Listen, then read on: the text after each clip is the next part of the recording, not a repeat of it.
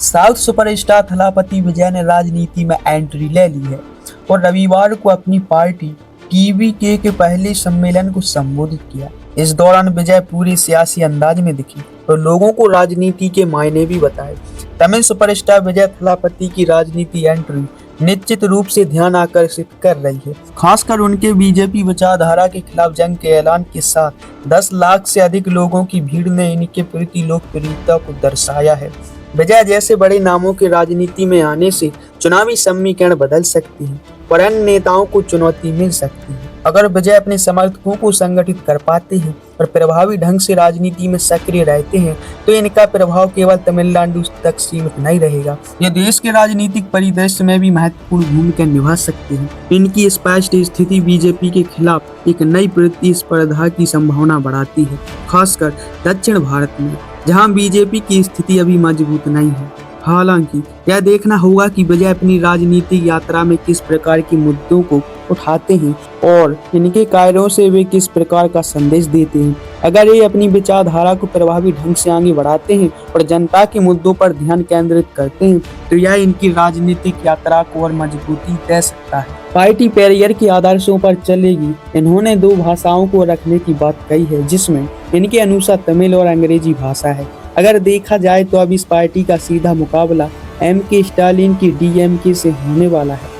विजय ने रविवार को पार्टी के पहले राज्य सम्मेलन में बोलते हुए कहा कि राजनीति सिनेमा का क्षेत्र नहीं है, युद्ध का क्षेत्र है। इन्होंने कहा कि इनकी पार्टी के सदस्यों को जमीनी स्तर पर सतर्क रहना चाहिए। इन्होंने सम्मेलन को संबोधित करते हुए कहा, राजनीति सिनेमा का क्षेत्र नहीं, युद्ध का क्षेत्र है। यह गंभीर है, चाहे सांप से निपटना हो या राजनीति।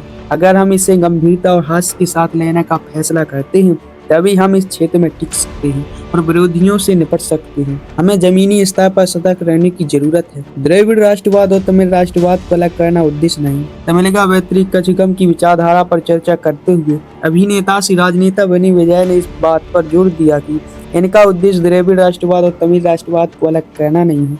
इन्होंने कहा, ये इस देश की 2 आंखें हैं, हमें खुद को किसी एक पहचान तक सीमित नहीं रखना चाहिए। इन्होंने धर्मनिरपेक्ष सामाजिक न्याय की विचारधाराओं पर अपनी पार्टी की नींव को रेखांकित किया और कहा कि टीवीके उसी के अनुसार काम करेगी। विजय ने डीएमके की आलोचना करते हुए आरोप लगाया कि एक परिवार भूमिगत सौदेबाजी के जरिए राज्य को लूट रहा है। इन्होंने कहा, मैंने राजनीति में शामिल होने के लिए अपना अभिनय करियर छोड़ दिया है। मैं यहाँ आपका विजय बनकर आया हूँ और आप सभी पर भरोसा करता हूँ। एक समूह है जो एक ही धुन गा रहा है, राजनीति में प्रवेश करने वाले हर व्यक्ति को लेबल कर रहा है और लोगों को धोखा दे रहा है। वे भूमिगत सौदों में शामिल हैं। उदयनिधि स्टालिन ने दी शुभकामनाएं। उदयनिधि स्टालिन ने संवाददाताओं से कहा, मैं अपने प्रिय मित्र विजय को इनके भविष्य के लिए शुभकामनाएं देता हूं। गौरव तले की थलापति विजय ने राजनीति में प्रवेश किया और इस साल फरवरी में अपनी पार्टी तमिलगा व्यतिरिक्त कचकम की शुरुआत की। तमिलनाडु विधानसभा चुनाव 2026 में होने की उम्मीद है।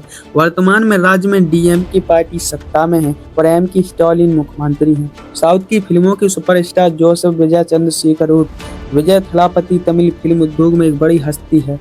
बड़ी बड़ी ब्लॉकबस्टर फिल्में देने के बाद अब इन्होंने फुल टाइम राजनीति में एंट्री ले ली। विजय थलापति की सफलता और इनके लाइफ स्टाइल को देखकर ये सवाल जरूर आता है कि आखिर इनकी कमाई कितनी होगी।